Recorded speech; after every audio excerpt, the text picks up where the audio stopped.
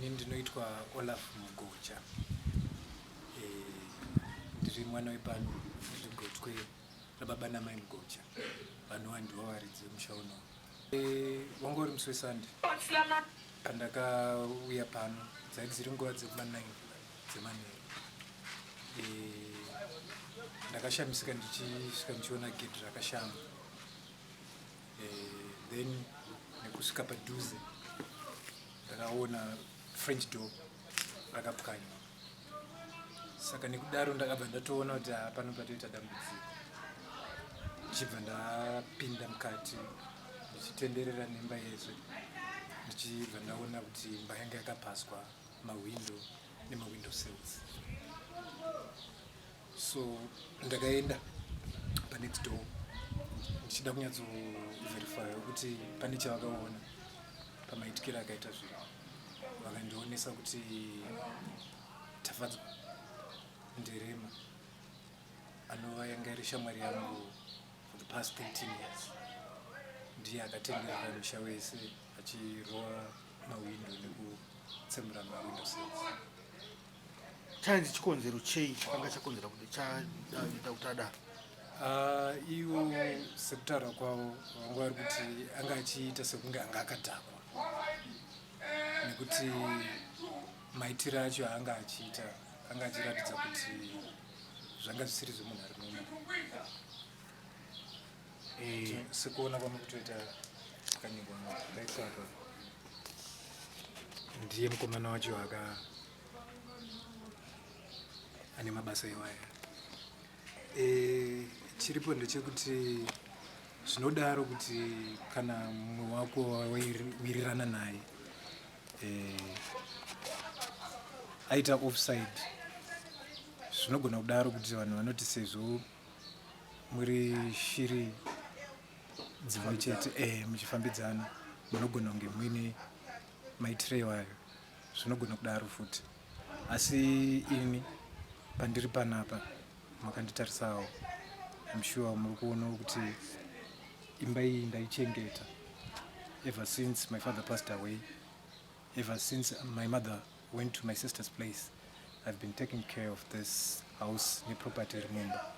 So I wouldn't be irresponsible zvekusvika palevel iroro, nekuti ndine maresponsibilities andinawo and nditoriwo netarisiro yekuti ndinge ndine future yakanaka.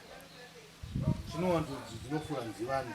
Mukomana ari kunzi ane mukurumbira nekudhakwa zvakadarikidza nekutora unonzi mutoriro unova usingabvumidzwe nehurumende.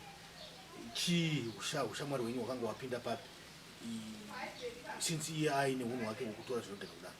Well, tazivana for the past 13 years and pa 13 years idzodzidzi munhu anogona kuchinja. It's a possibility, but I've always been the one I told my advisor kuti let us not do anything chinotiita kuti tiende offside.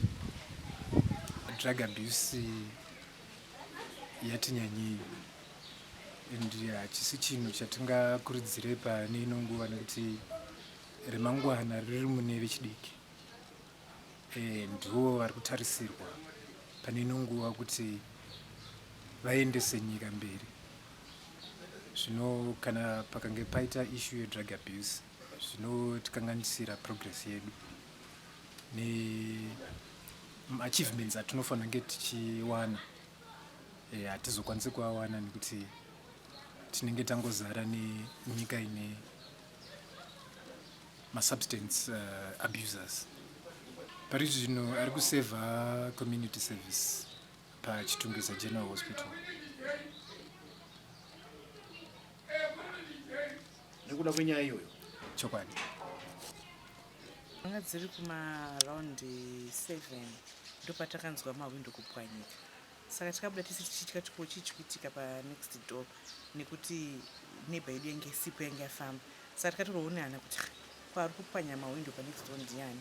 Ndopatikaona iri shamwari yavanombotamba nayo ichipwanya mahwindo. Saka vanhu nekutya takatya kuti tikaenda ikoko pamwechi ane zvinokuwadza. Vanhu vakadzinga vangodongora nemagirazi vachitya kunomubata. Anga ane sando achipopota achituka zvekuti munhu waida kuuraya anga iri shamwari yake anga asina hake intention yekupwanya mahwindo, asi aida kuti shamwari yake imese imuvhurire. Iye haana kuziva kuti shamwari yake inge isimo mumba umo, saka yakafunga kuti shamwari yake irimo asi asida kumuvhurira. shamwari yake ani waanotamba newe panext door. imi muchinzwa munoti maida kumuurayire chii? Handizivi, sezvo ndinenge adhakwa zvavo nemadrugs avo iwaya, hauzozivi kuti pamwe anenge ada kumurayira chii, because ndo matauriro aita paipopota pacho.